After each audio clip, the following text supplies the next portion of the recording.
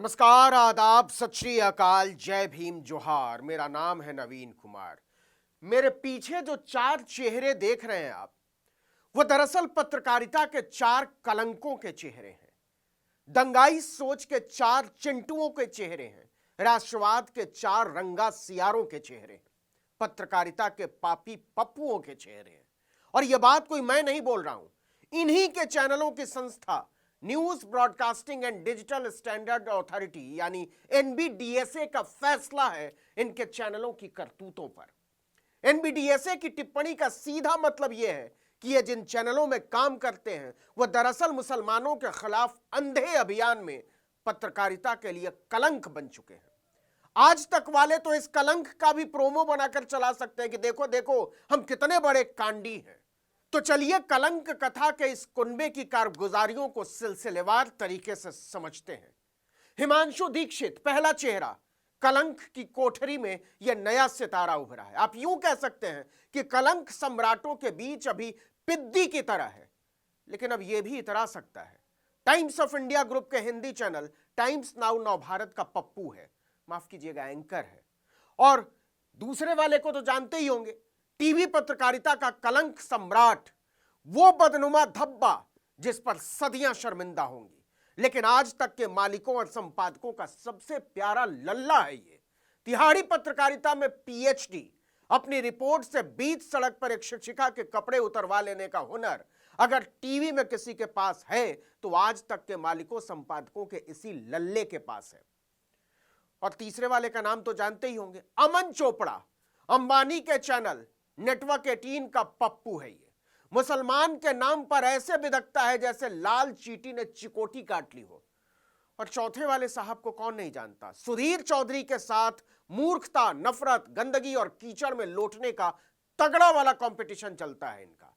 अमीश देवगन, आप कह सकते हैं अंबानी छाप पत्रकारिता के पप्पू सम्राट हैं ये तो हुआ इनका संक्षेप में परिचय। अब आइए इन पप्पुओं की करतूतों पर आते हैं जो इन्होंने अपने पप्पू चैनलों की दंगाई, नफरती और संविधान विरोधी संपादकीय नीति के तहत खुलेआम किया है। संविधान की व्यवस्था को रौंदने वाली इन टोलियों पर जमाना शर्मिंदा है। सबसे पहले आइए हिंदी के कथित नंबर 1 चैनल आज तक पर, तिहाड़ स्टैंडर्ड ऑफ जर्नलिज्म से जगमगाता एक नक्षत्र, और इस नक्षत्र का देवता सुधीर तिहाड़ी चौधरी रामनवमी की हिंसा पर आज तक ने एक शो चलाया। उस शो का नाम आप समझ ही गए होंगे, मेरे एक पुराने शो से चुराया हुआ, ब्लैक एंड व्हाइट। और उस शो के एंकर थे श्री श्री तिहाड़ी चौधरी। उस शो का एक स्क्रीनशॉट देखिए, पूरे शो की थीम समझ पाएंगे। आज मुस्लिम इलाके, कल मुस्लिम देश। इससे आप आज तक इसके संपादकों और इसके मालिकों की दिवालिया सोच का अंदाजा लगा सकते हैं। एनबीडीएसए ने अपने फैसले में आज तक की कलंक पत्रकारिता की कुंडली छापती है। इस कुंडली को मुसलमानों से नफरत में बजबजाते सुधीर चौधरी के माथे पर पड़ सकते हैं आप। एनबीडीएसए के चीफ जस्टिस सीकरी ने अपने फैसले में आज तक की गंदी सोच का विस्तार से जिक्र किया है। उन्होंने लिखा कि आज तक और सुधीर चौधरी ने कुछ बदमाशों की करतूतों का इस्तेमाल एक पूरे समुदाय को टारगेट करने के लिए किया। शेम। एंकर ने घटना को एक समुदाय को निशाना बनाने के लिए बिल्कुल अलग ही रंग दे दिया। शेम। आज तक ने सुधीर चौधरी के शो में नीचे जो पट्टी चलाई थी उसका भी जिक्र एनबीडीएसए ने अपने फैसले में किया है। आज मुस्लिम इलाका, कल मुस्लिम भारत। आज इलाका, कल जिला, परसों देश। आपने कभी सिख या पारसी इलाका सुना है? क्या यह अकेले सुधीर चौधरी का पाप है या फिर इसमें आज तक की पूरी संपादकीय नीति शामिल है? क्या इन लाइनों से आज तक के मालिकों, संपादकों, शो के प्रोड्यूसर, एंकर और कार्यक्रम की रूपरेखा तय करने में लगे दूसरे लोगों की घिनौनी सोच नहीं झलकती? ऐसी गंदी और घिनौनी सोच के लोग पत्रकारिता में कर क्या रहे हैं?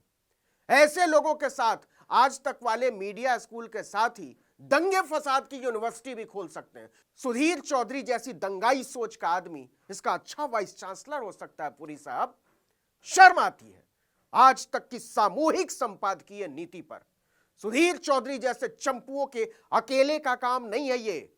चैनल के फैसले लेने वाले संपादकों के हाथ लोकतांत्रिकता के खून से रंगे हुए हैं, क्योंकि सुधीर चौधरी टीपी पढ़ता है, उसे लिख कर दिया जाता है पढ़ने के लिए, वह खुद से 4 लाइन नहीं बोल सकता, अटक जाएगा, हकलाने लगेगा, पसीना आ जाता है उसे।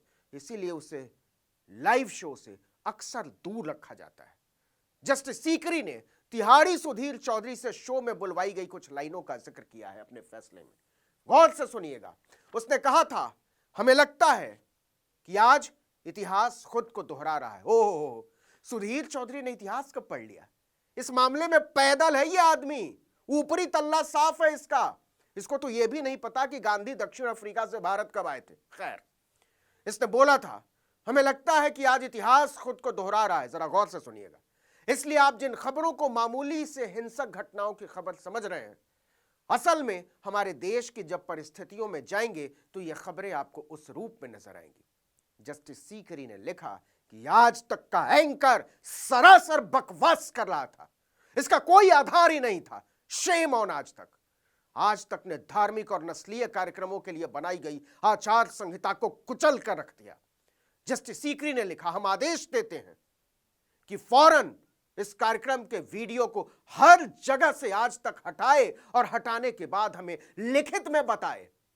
एक और वीडियो में सुधीर चौधरी नाम का कलंक राहुल गांधी की तुलना पूरी बेशर्मी के साथ हाईवे लुटेरों से करता नजर आ रहा है। एनबीडीएसए ने कहा कि आज तक का सुधीर चौधरी सरासर बकवास कर रहा था। आज तक को अच्छे से पता था कि वह सिर्फ और सिर्फ राहुल गांधी को बेइज्जत करने के लिए एक घटिया कहानी सुना रहा है। इसको तुरंत सारे प्लेटफॉर्म से हटाइए। तो जाहिर सी बात है, यह अकेले सुधीर चौधरी की करतूत नहीं है, चैनल की अपनी संपादकीय नीति है। ये सवाल है कि क्या आज तक इसके संपादक, इसके मालिकान, खुद सुधीर चौधरी जैसे लोग अपनी घिनौनी, गंदी, घटिया करतूतों पर शर्मिंदा भी महसूस करते होंगे? आज तक वालों, सुधीर चौधरी से ब्लैक एंड व्हाइट में अपने घिनौनेपन का विश्लेषण करवाओ कि देखो, आज तक जब कीचड़ में उतरता है तो एक खास जाति के जानवरों से भी गंदे तरीके से लौट जाता है नाली में। बुलवाओ सुधीर चौधरी से कि हमारी सोच की नाली की दुर्गंध इतनी दूर तक जाती है कि नाक फट जाती है। चलाओ ना आज तक वालों, सुधीर चौधरी को लिख कर दे दो पढ़ने के लिए। आपको शर्म आती हो या ना आती हो, लेकिन आपकी नफरती सोच से इस देश का लोकतंत्र शर्मिंदा है कि हिंदी का इतना बड़ा चैनल सोच से, विचार से इतना गंदा है। अब आइए चमन चोपड़ा, माफ कीजिएगा अमन चोपड़ा और अमीश देवगन पर। वैसे मैं सोचता हूं कि जिसने भी इस चोपड़ा का नाम अमन रखा होगा, उसका बस चलता तो अभी भी इसका नाम बदल देता। सोचिए, नफरत के चमन का नाम अमन कोई कैसे रख सकता है? खैर, श्रद्धा वालकर केस तो याद होगा आपको, जिसमें आरोपी मुसलमान था। फिर क्या था? इतना काफी था। पत्रकारिता के इन दोनों सपोलों की जीभें लपलपाने लगी। इसे लव जिहाद से जोड़ दिया। News broadcasting and digital standards authority ने इन दोनों सपोलों पर 50,000 का जुर्माना लगाया है। एनबीडीएसए ने अंबानी के चैनल न्यूज 18 की नफरती, मुस्लिम विरोधी, लोकतंत्र विरोधी, नैतिकता विरोधी पत्रकारिता को रेखांकित करते हुए लिखा, एनबीडीएसए को साफ लगता है कि जिस तरह से एंकरों ने अपनी कथित डिबेट को लव जिहाद पर केंद्रित किया, वो सरासर अनुचित था, क्योंकि उन्होंने इसका इस्तेमाल एक पूरे समुदाय को निशाना बनाने और उन्हें खास रंग में रंगने में किया। शेम।